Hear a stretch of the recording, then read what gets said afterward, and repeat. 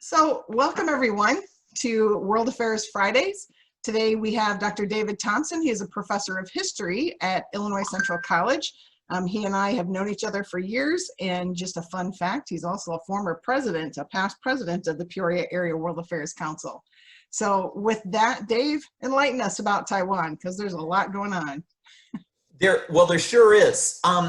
I got to start by apologizing for the nature of what I'm going to offer you in the next few minutes, because we did have to plan this on somewhat short notice.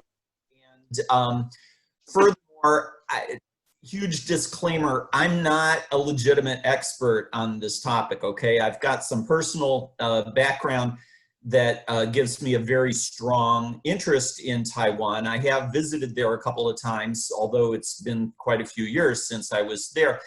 But I'm not an actual expert on this, so please don't bear those qualifications in mind and forgive my shortcomings.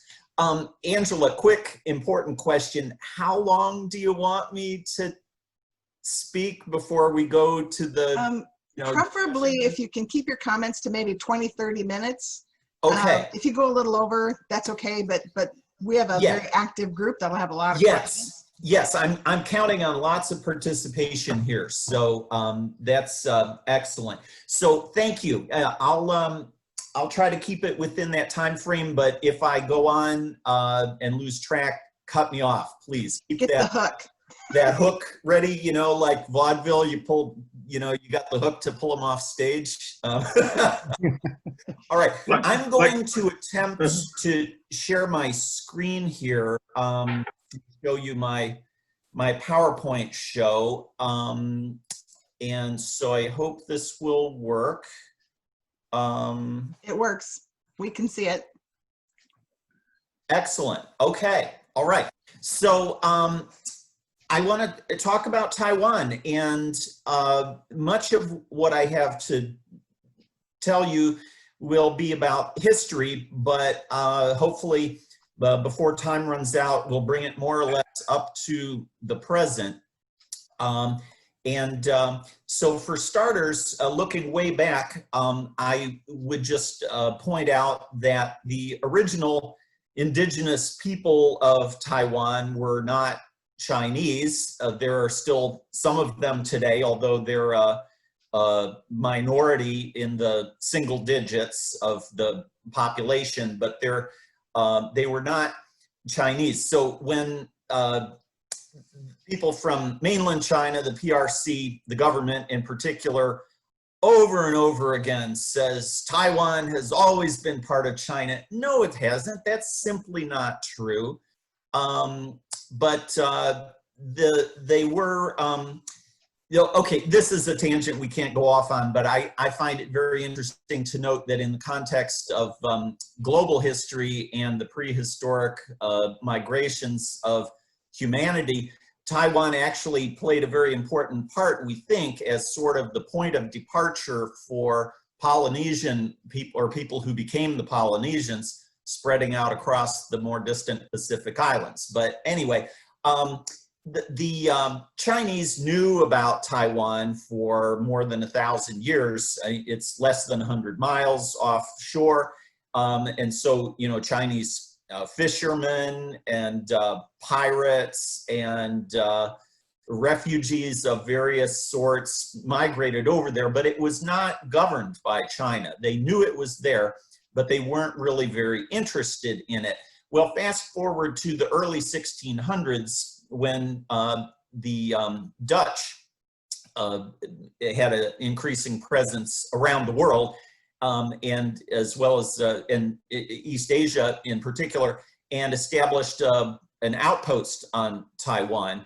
And at that point, the Dutch inquired rather tentatively with the government of China. This was in the waning years of the Ming Dynasty. Said, is that cool with you guys? Do you have any problem with us building a fort and a harbor on Taiwan? And the Ming government said, it's of no concern to us. Do what you like on that weird jungly, barbaric island. We really don't care. So the Dutch governed a small enclave on Taiwan for several decades in the mid-1600s, but that came to an end with the downfall of the Ming Dynasty, and in the sort of death throes of that regime, one of their loyalists led an expedition which conquered the Dutch outpost and established a base of sort of last-ditch resistance to the new regime. Anyway, these are details that we can't spend time on, but it's interesting that this guy is revered, Cheng Chenggung, as a hero of China today. They built a great big statue to him as the conqueror of Taiwan. But he ended up, his successor, I believe his son, ended up accepting a bribe basically from the new dynasty, the Qing, to sell out Taiwan. So in 1683 is when Taiwan actually came under government of the Qing dynasty. But they still really didn't care much or pay much attention to it for the next couple of hundred years. So it was very peripheral, very little, low priority for the Chinese government. But fast forward again to the mid-1800s, when China increasingly came under domination and exploitation of Western powers, Britain and others who quickly followed. And the Chinese government was sort of wallowing in the backward ways that I find aptly represented or embodied by this curious artifact at the Summer Palace, the Dowager Empress's stone dragon boat, which was funded under the Navy budget, ironically. Not a very effective warship. So, but meanwhile, Japan, of course, was rising, modernizing very rapidly, and very early on, 1874, sent a military expedition to Taiwan. Wish I had more time to talk about this because it's an interesting, almost totally forgotten little footnote of history, but it was a hint of things to come. And so 1894, 1895, Japan decisively defeated China. And in the treaty that followed, Japan took Taiwan as a colony. So, you know, China was under duress at this point, certainly, but this was recognized as a legitimate international treaty by the world powers at the time. But the Chinese on Taiwan at that point did not like this and briefly attempted to declare independence. Well, they did. They formed the Taiwan Republic of 1895, which did not last more than a few weeks. When Japanese troops arrived, there was no significant opposition. So Japan claimed its prize and then went on to govern Taiwan for the next 50 years as arguably a model colony. Japan was concerned during at least the first half of this period up through the 1920s. Japan was concerned with gaining legitimacy and recognition by the other, you know, the Western powers. So they were sort of, you know, trying to follow international norms and actually treated Taiwan better in some respects than many of the Western powers did with their colonies during this period. So I don't know, there's a matter of interpretation there, but certainly Japan invested heavily in infrastructure and economic development of Taiwan, some limited industry, a lot of transportation infrastructure, roads, railroads, harbors, and education. They made it a high priority to make the population literate in Japanese, and there was definitely a cultural I'm not going to go so far as to call it a campaign of cultural genocide, but they were trying to, you know, convert the Chinese culture into Japanese culture, and made some progress on this. Japanese was widely spoken among the population by World War II. But anyway, the war came, of course, and many young Taiwanese men served in the Japanese army. The Taiwanese population was generally more loyal to Japan than the Koreans. It would make an interesting comparison and contrast, but Korea had a much stronger sense of national identity up to the point where Japan took them over in about 1910. Taiwan was more malleable, I think you could say, and thus was, more susceptible to Japan's agenda.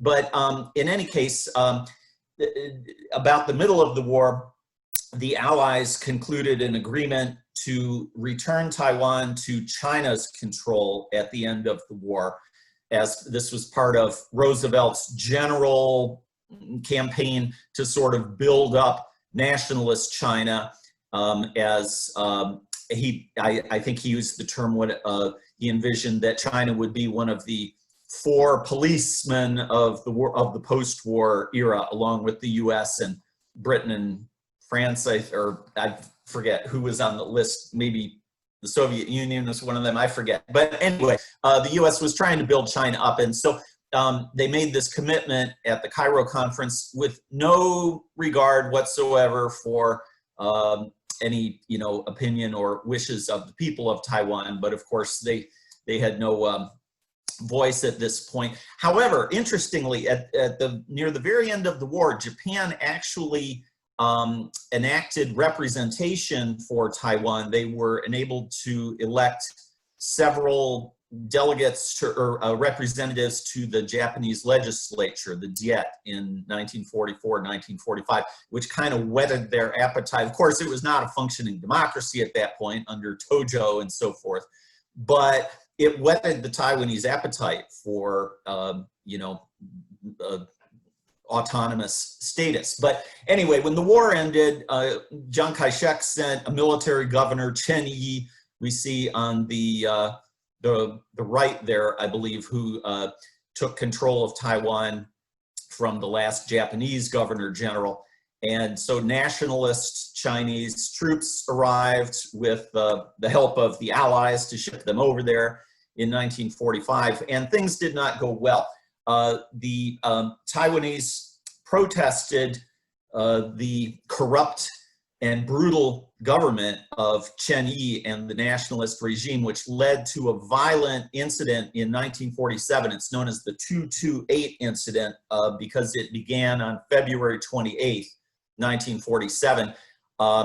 It began with peaceful protests against the government, but then escalated into some riots and led to very heavy-handed, incredibly harsh crackdown by the government that is estimated 20,000 people were killed over the following several months. And there were targeted mass murders especially to eliminate civic leaders, better educated members of the population. It's reminiscent of what the Russians did in Poland in the early part of World War II, just to try to decapitate any potential opposition. So that cemented Chiang Kai-shek's control over Taiwan. But meanwhile, of course, his regime was losing its grip on the mainland. And so in 1949, the remnants of the regime evacuated to Taiwan as their bolt hole, if you will. Familiar story to all of you, I'm sure. But the nationalists brought with them approximately 2 million people, which became there's mostly soldiers and their families, and also many other well-connected people associated with the regime who did not want to stick around to find out what life would be like under the communists. But these mainlanders then who came over to Taiwan in the late 1940s became the dominant minority group, controlling the government and launching a new version of ethnic re-education for the majority Taiwanese population. Now, the majority Taiwanese population is ethnically Chinese. They speak, Mandarin Chinese, but with a distinctive dialect. And so the one part of the government's policy after 1949 was to try to force everybody in the schools and so forth to speak, mainland Mandarin dialect, and to try to suppress all kinds of, Taiwanese culture and traditions. But tensions were very high across the strait in the 1950s, especially the US ensured that communist China could not invade Taiwan, but Taiwan was heavily armed and actually had stronger naval and air power than China anyway during this period, with equipped with modern US equipment. But in the meantime, although the government was a dictatorship, a one-party authoritarian system, Chiang Kai-shek and his flunkies actually made some good decisions in this period. Beginning in the early 1950s, they enacted an ambitious program of land reform, which paid huge dividends, and the benefits continue to be reflected in Taiwan today with its relatively broad distribution of wealth. And so that was a great success. And then in the meantime, of course, industrialization took off beginning in about the 1960s, and Taiwan became known as one of the four tigers of Asia, along with South Korea, Hong Kong, and Singapore. So a real economic powerhouse. And here's just a picture of Taipei today, one of the great modern cities of the world by any standard. But diplomatically, things started to change, of course, in the 1970s with Nixon's rapprochement with China. And this included in 1971, the expulsion of Taiwan's government from the United Nations, and China, the PRC, taking that seat in the UN. Of course, that was long overdue, reflecting the reality of who was governing China, but certainly a setback for Taiwan.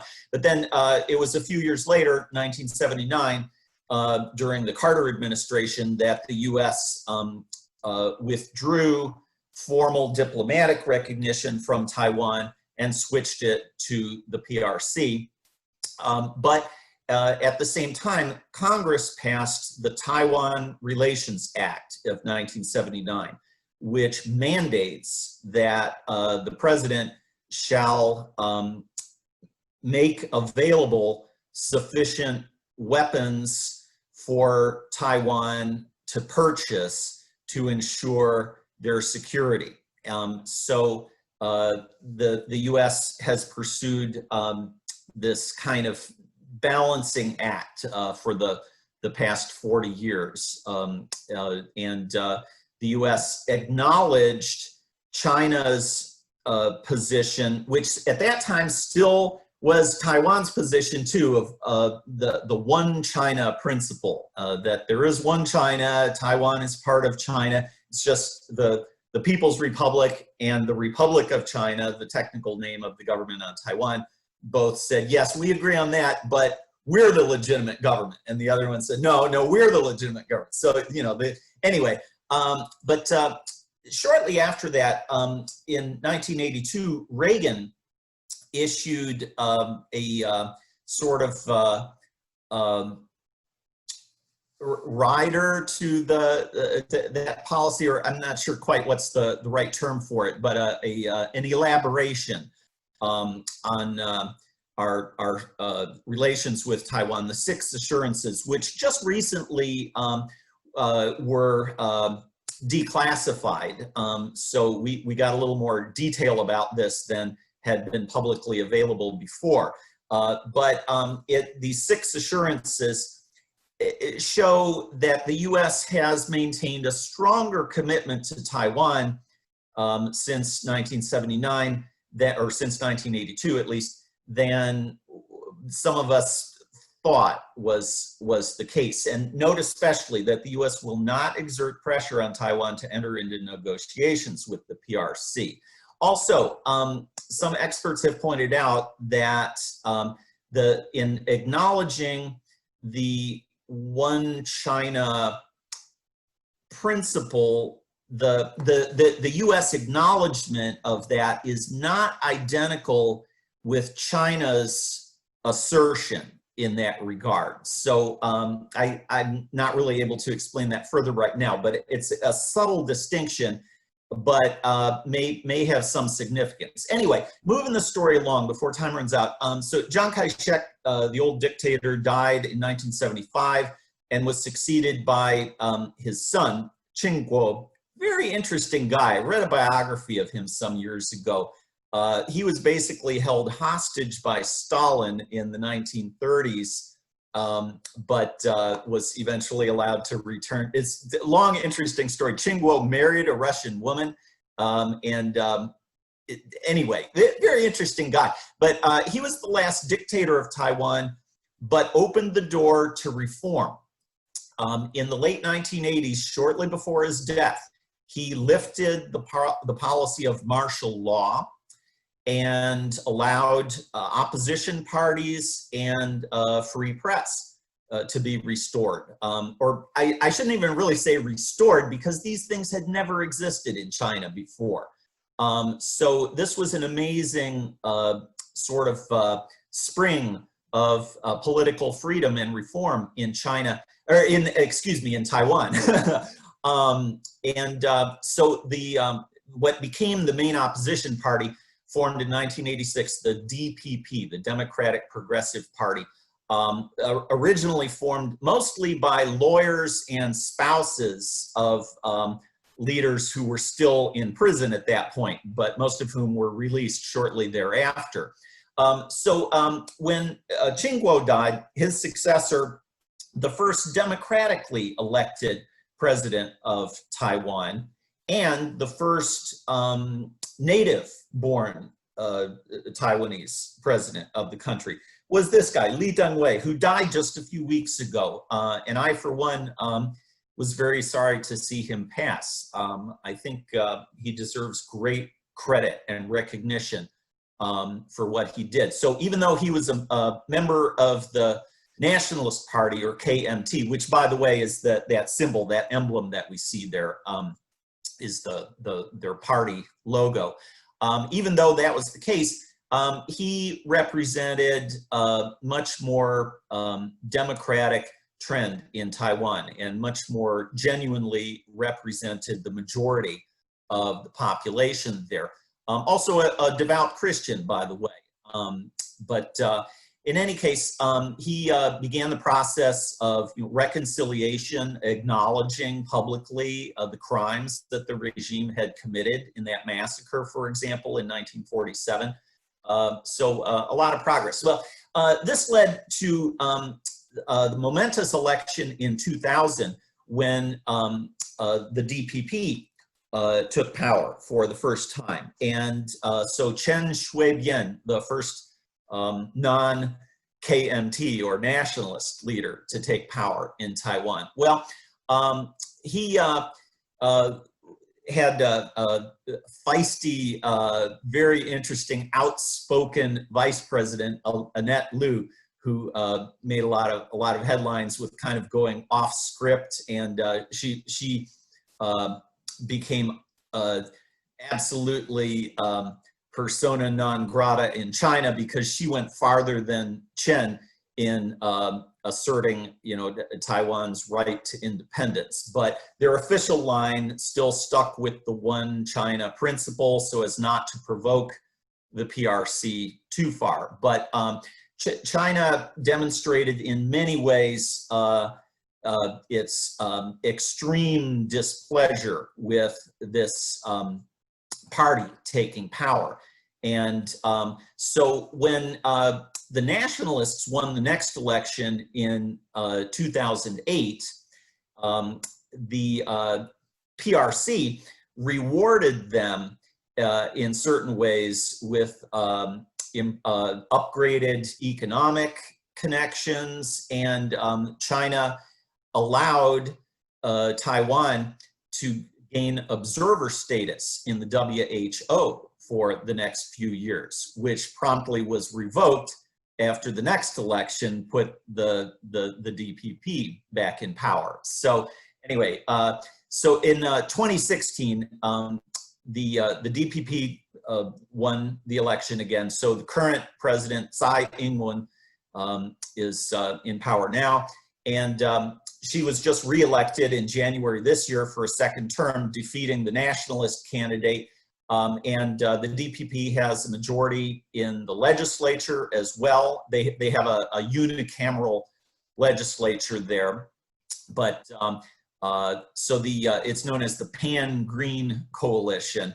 The DPP is a green party and a liberal party in a variety of ways, although it's also described as a nationalist party, which is kind of an interesting paradox. A liberal nationalist party, what does that even mean? But they favor independence from China, but they're liberal in domestic respects. They've enacted gay marriage, first country in Asia to do so. They have a very green environmental policy, absolutely outstanding national health care system, and in a wide variety of ways, really a model liberal democracy, I would argue. One of their great successes recently, and I know my time is almost up here, they successfully managed the problem of active, very aggressive cyber warfare by China, which attempted to disrupt their election, and also has attempted to cause trouble in many other ways this year, especially during the pandemic and so forth. But the Taiwanese government has developed a pretty effective system for combating fake news. So that's a very interesting achievement. A lot of other stuff here I wanted to add, but I know I've got to wrap this up. But in relations with the US, Trump has given Taiwan more recognition, and including a phone call that he accepted from Tsai to congratulate him on his election in 2016. So of course, China strenuously objected to this, but number of subsequent actions by the Trump administration. He's signed legislation in 2018 authorizing travel by higher level US officials to Taiwan, which culminated just a couple of months ago with the visit of Alex Azar, again making China furious. But meanwhile, the COVID pandemic has represented another success for Taiwan and an opportunity in some respects. Taiwan very effectively managed and contained the outbreak for several reasons. We don't have time to elaborate, but they jumped on this.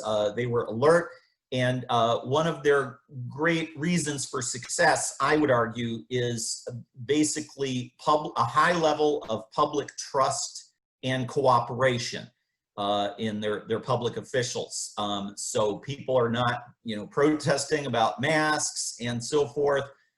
They've actually used some rather intrusive methods, including geofencing with cell phone data to, enforce quarantines and things. So some things a lot of us might not be comfortable with, but it's worked. Meanwhile, they've gained a lot of appreciation, gratitude from many other countries through generous exports of very high quality PPE. Taiwanese N95 masks are seen as kind of a gold standard. And it's interesting to note that China has churned out massive quantities of counterfeit, low quality, defective products falsely labeled as made in Taiwan, because that's what people want, is made in Taiwan. can hardly scratch the surface of the whole issue about the WHO. But of course, Taiwan has been excluded, and a lot of criticism of the WHO director came from the public comments in Taiwan. He complained that they were being racist towards him, which it's been debunked that this was not anything that the Taiwanese government did. But anyway, the big ugly mess. But meanwhile, what China has done with Taiwan, with Hong Kong, has a lot of relevance for Taiwan too. The way things have gone for decades is that China has dangled this prospect of one country, two systems, sort of offering Taiwan the idea that, well, if you accept peaceful reunification, we'll leave you alone just like we have with Hong Kong. You can keep your democracy and stuff. You just have to be under our sort of technical supervision and sovereignty, but don't worry, you'll be fine. Well, that picture really looks a lot different now, that China has grossly violated their commitment under the 1984 agreement with Britain about the status of Hong Kong. So it's less likely than ever that Taiwan would voluntarily ever accept peaceful reunification with China. Recent polls show a very strong majority of Taiwanese have negative views of China, very favorable views of the United States.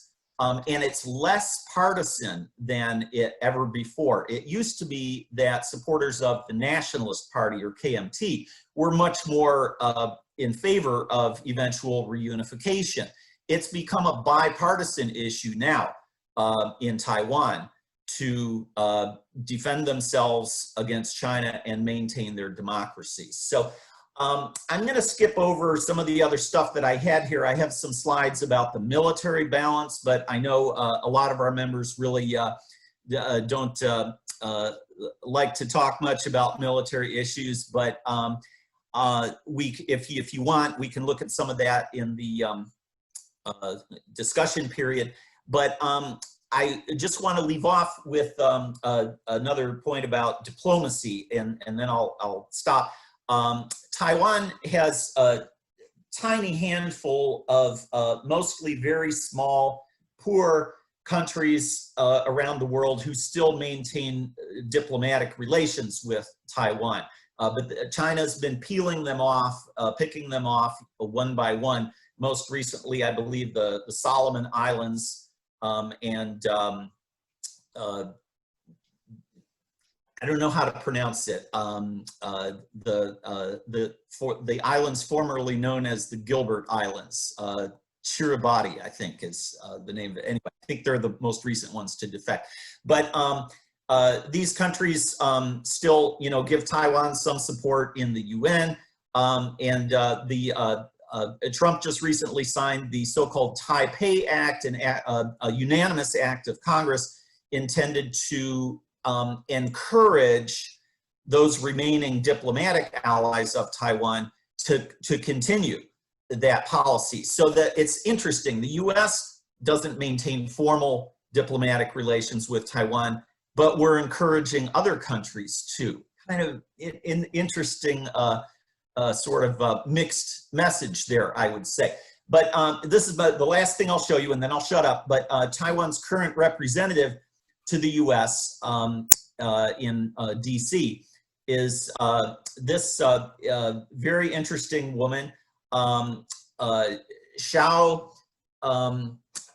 Well, now I'm confused about how to pronounce her name, but I just looked at the Chinese characters of it, and actually, I think maybe she spells it this way to reflect the Taiwanese dialect, maybe. But in Mandarin, it would be Hsiao Bi-khim.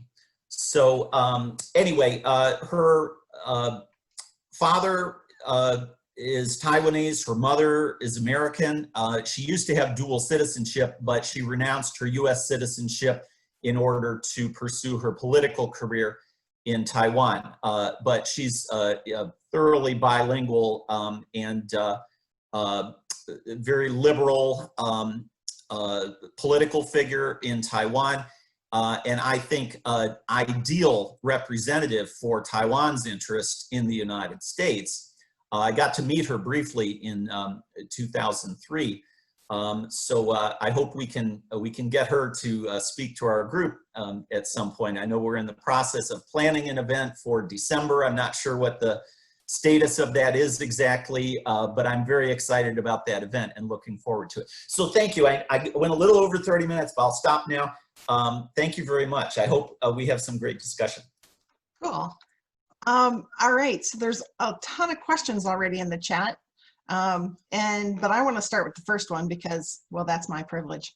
So my first question is more of a history question. So because the people of Taiwan participated more closely with Japan during World War II, how much of an impact do you think that has on residual relations between Taiwan and mainland China? Understanding that Japan was, you know, occupied Manchuria and was very abusive to the Chinese. What do you think? That's a great question. I'm not sure how important a factor that really is today in the relationship between Taiwan and the PRC. But it's a very significant factor in Taiwan's relations with Japan, which are generally very favorable. The period of, you know, the 50 years of Japanese rule went over relatively well for the Taiwanese. They were accustomed to orderly government, the very minimal corruption under Japanese administration. So very, very different story from Korea or mainland China. So yeah, the people on Taiwan did not experience the brutality of World War II in China. So yeah, that's a very different experience that they had, which kind of, yeah, sets them apart from the Chinese population. Okay. Mike asks in the chat, if China decided to invade, and this is the People's Republic of China, decided to invade and take over Taiwan, is there really anything the US could do to prevent it? That's the $64,000 question for a lot of people. I had some more slides that would elaborate that a little bit, but it's really anybody's guess at this point. But I'm kind of an armchair, you know, military observer. Never been in the military, but military history was my specialty. So I'm very interested in that question. My opinion is that, well, okay, first of all, if the US and China ever went to full-scale war and it escalated, we'll all die because they have enough, you know, nuclear ICBMs to destroy probably all of our major cities. So it's, you know, like the Cold War in that respect. We have to maintain deterrence. And if any war does develop, it has to remain limited or we'll all die, probably. Having said that, assuming it would be possible to keep the conflict limited, I think that with large-scale US intervention, I think it's highly probable that the US and Taiwan together could defeat a Chinese invasion. We still have stronger air and naval power than China, although they actually have more ships at this point, but ours are still better on the whole. And we have a larger Air Force.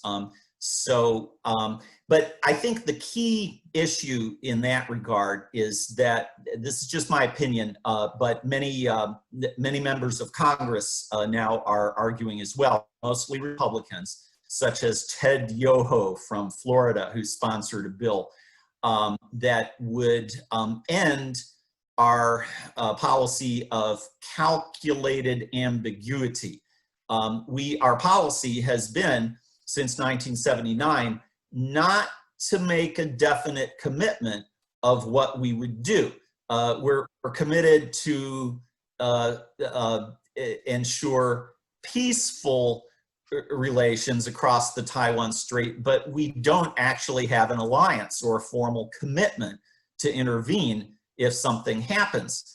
But many people are saying now that policy has outlived its usefulness. If we want to deter a Chinese invasion, we need to draw a more definite line and be clear about it. This reminds me of a couple of other historical episodes in the past: Korea 1950, Iraq, Kuwait 1990, for example, where another power has thought, oh yeah, it looks like the Americans probably don't really care about that, so we're gonna take a chance and see if we can get away with this. So anyway. Yeah, it's funny you say that, because last night I mentioned that the world would not go to war over Ukraine. So there's an example of a power who decided to take back Crimea, and they succeeded. The challenge with Taiwan is more of one that we have drawn the line in the water, not the line in the sand. And so we patrol the straits. But is there a fear, as you mentioned, China's changing its tune with Hong Kong. And so is now the time to make that a more formal agreement with Taiwan, that the United States will have a military, political, economic commitment to the nation of Taiwan to defend its, is it independent? Its autonomy, or perhaps we want to go the full measure and help it declare its independence from China. Is this the time because of China's actions or because of our own interests? Yeah, well, I'd like to hear some other people's views on that. My personal inclination is to say yes, but I recognize that it's an incredibly complicated and dangerous issue. We have to maintain peaceable relations with China. It's just a necessity. So we have to be cautious what we do. But in my view, China's violation of the commitment with Hong Kong, it does present an opportunity to, I think we have a very strong argument that we could make in terms of legitimate reason for revising our relationship with Taiwan. But good. Thank you. And with your permission, a little bit in a couple minutes, I'll open it up to anybody else who wants to unmute and talk. But I do want to ask a couple more questions. You had mentioned, well, Shelley asks a good one. Taiwan has successfully transitioned from an authoritarian dictatorship to a democratic republic. What can the world learn from their experience? And they didn't do it by the United States imposing something on them. This was, more, what's the word I'm looking for? It came from within, organic. Yes, it's a great question. What can we all learn from that? One impression that I've gotten from several cases in history, including Taiwan and also South Korea, and a number of others, is that right-wing American-backed dictatorships in the Cold War seem to have had a somewhat better record of reforming themselves in the fullness of time than communist nations on the other side. I'm not sure if that's how defensible an argument that is, but anyway, there are several cases like that. So yeah, I don't know what can we learn from that, but it's a tribute to people power, patient resilience, and the long, slow, relentless struggle of the people who were held as political prisoners for decades, sort of like Taiwanese counterparts to Nelson Mandela. if you will. Eventually, their persistence paid off. So I don't know, many things are possible, and sometimes things do change for the better.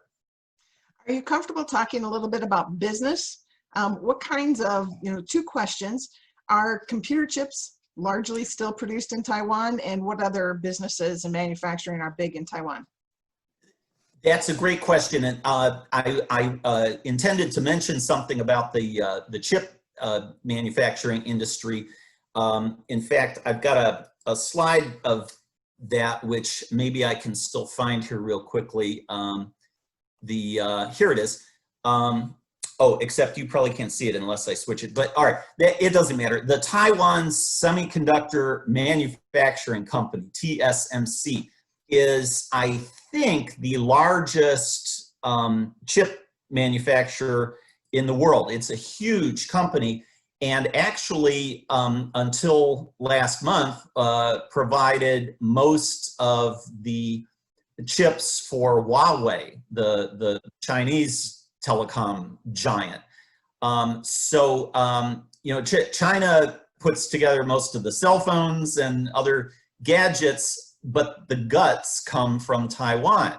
So it's maybe a little bit of an oversimplification, but earlier this year, one of the Trump administration's actions against China has been to ban technology exports to Huawei, and Taiwan has actively cooperated in that policy by cutting off their chip exports to China. So China attempted to stockpile supplies of this in the months leading up to that ban, which officially took effect September 15th, I believe. But it'll be interesting to see how much pain that causes China economically, because they're still pretty dependent on US and Taiwanese technology. Taiwan manufactures a huge variety of things. Their labor costs have risen a lot in recent decades, so a lot of Taiwanese companies were offshoring their manufacturing operations to the mainland over the past 20 years. But just in the past couple of years, since Tsai became president in 2016, that trend has reversed, and a lot of Taiwanese companies have been pulling out of the mainland. And I'm not an economic business expert at all, and I'm really not sure what a lot of this means, but there's a major realignment of supply chains going on involving Taiwan as well as the US. That's interesting.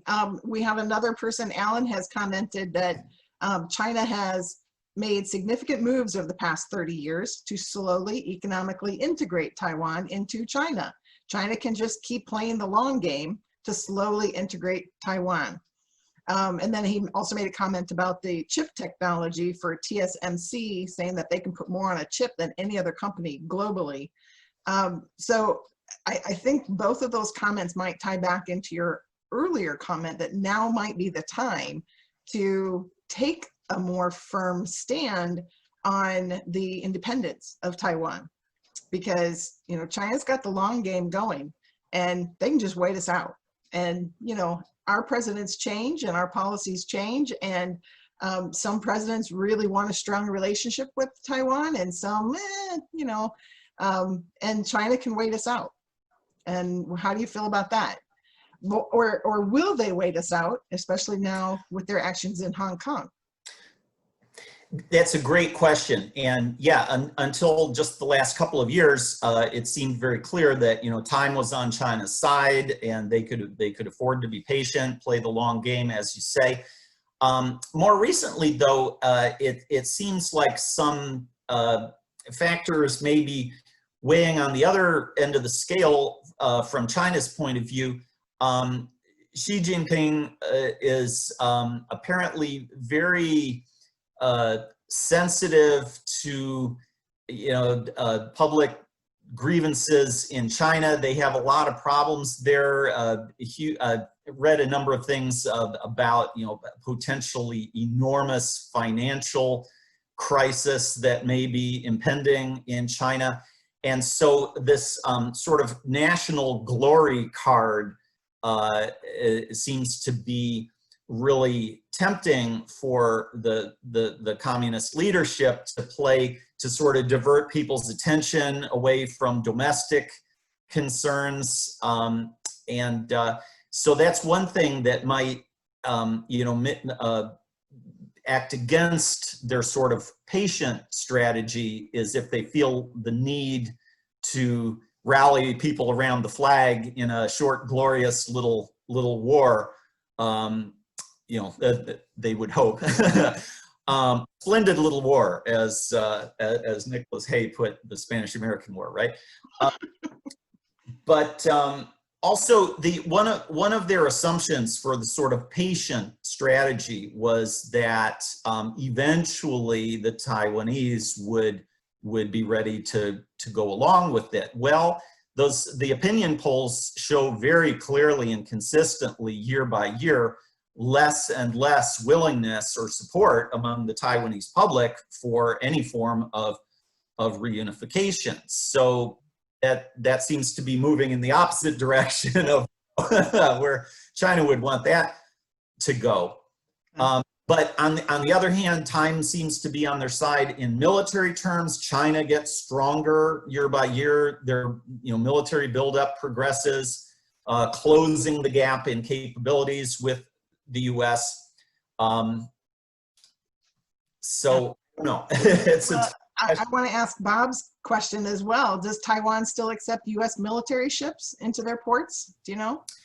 I am not aware. They would love to have some of our warships visit. I think there's no doubt about that. However, to the best of my knowledge, we have not, I don't think we've had warships, U.S. warships visit Taiwan since 1979. However, there have been some interesting moves towards closer military cooperation.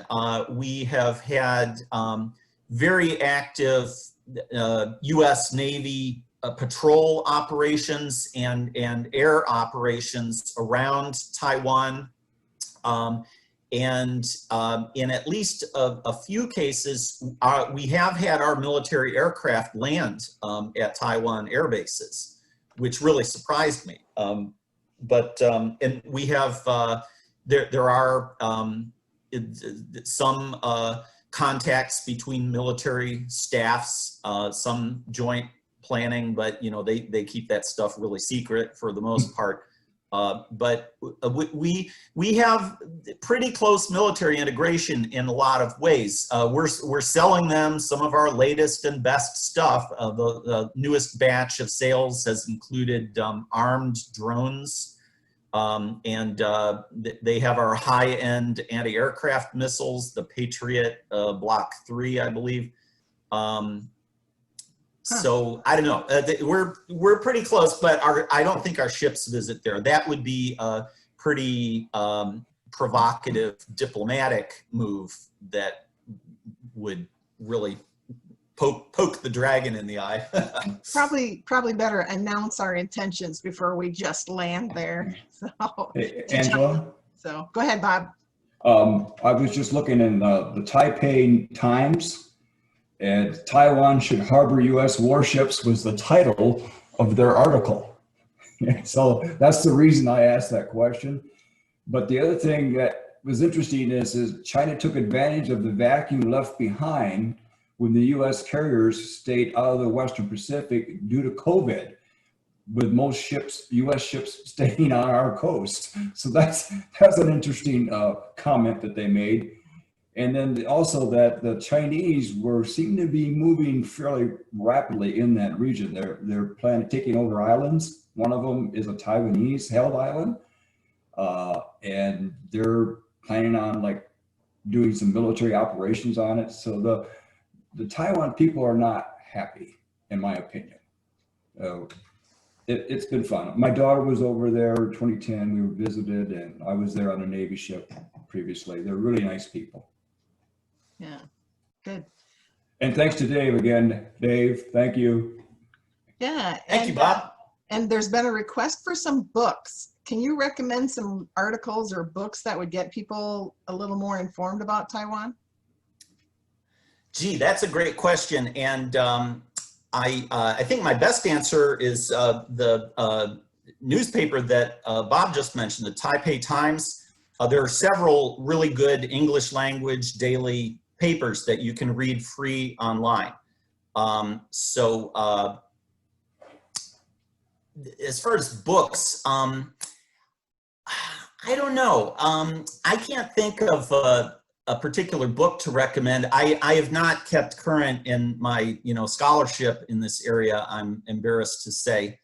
But one that springs to mind is in a much older book, but a very interesting one, published in the late 1940s by a US diplomat. It's called Formosa Betrayed. Formosa Betrayed. And I forget the author's name, but I'm pretty sure that's the title. He was a diplomat in East Asia, and in the late 1940s, he wrote this really damning expose of how the US had handed Taiwan over to nationalist China at the end of World War II, betraying our professed values of self-determination. And there was a secret poll done right at the end of the war by, I think it was conducted by the OSS actually, that showed that there was an overwhelming preference of people in Taiwan in 1945-46 to be governed by the United States, not China. But, wow, okay. Yeah, very good. And Alan points out that Taiwanese companies, like companies everywhere, have operations in China to utilize cheaper labor and for better market access. Yeah, so it becomes a sticky wicket, as they say, to separate relations between China and Taiwan, if in fact that's the intention to do so. John Nixon has a great last question for you. What relation is there between issues of China's policy in the South China Sea and countries like Vietnam to our current policy directions relative to Taiwan? Great question. I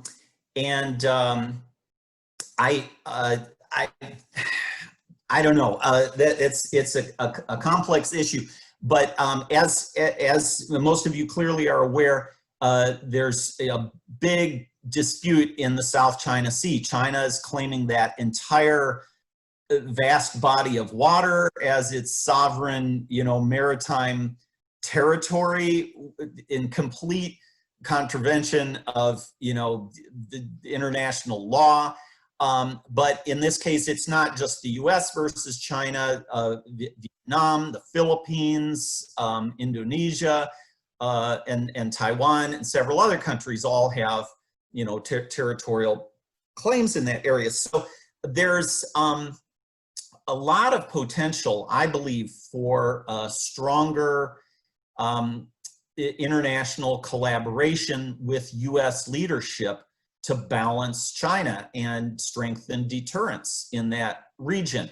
And Pompeo, our Secretary of State, has just in the last couple of days been engaged in talks with Japan and India and I think South Korea is the other one, to define a new framework for security cooperation in the Indo-Pacific. Who knows where that could lead, but I think allies really are our best strategy, the strengthening an alliance to keep China in check. Sort of long ago we had SEATO, the Southeast Asian counterpart to NATO. I forget when SEATO was scrapped. I think at the end of the Vietnam War, maybe we gave up. But some latter-day counterpart to NATO is what I'd like to see, but maybe that's dreaming too much, but. Yeah, and not have Russia be the leader of it. Right. Because Russia would really like to get that treaty organization in Asia with Russia at the head. So that's a whole nother topic. Sorry, Dave. I'd like to learn more about that from you at the appropriate time. Oh, we'll talk smack someday. All right, well, everybody, thank you so much for joining us for World Affairs Friday.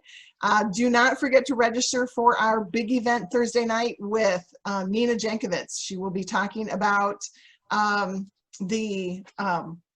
to lose the information war. And she has a book by the same name, very engaging speaker. And so you do need to register in advance. If you're a member, you got the link directly. If you're not a member, I encourage you to become a member. So otherwise you can register at the PAWAC website, pawac.org. Everybody have a terrific weekend. Thank you again, Dave. This was absolutely fabulous. Thank you for the opportunity. I really enjoyed it, and I'm very grateful and glad to be back with the group after a long time. Good. We may have you come back and talk just about the military. Draw on your military history. All right. Everybody have a great weekend. Bye-bye. This was great. Good job. Thank Thank you. you.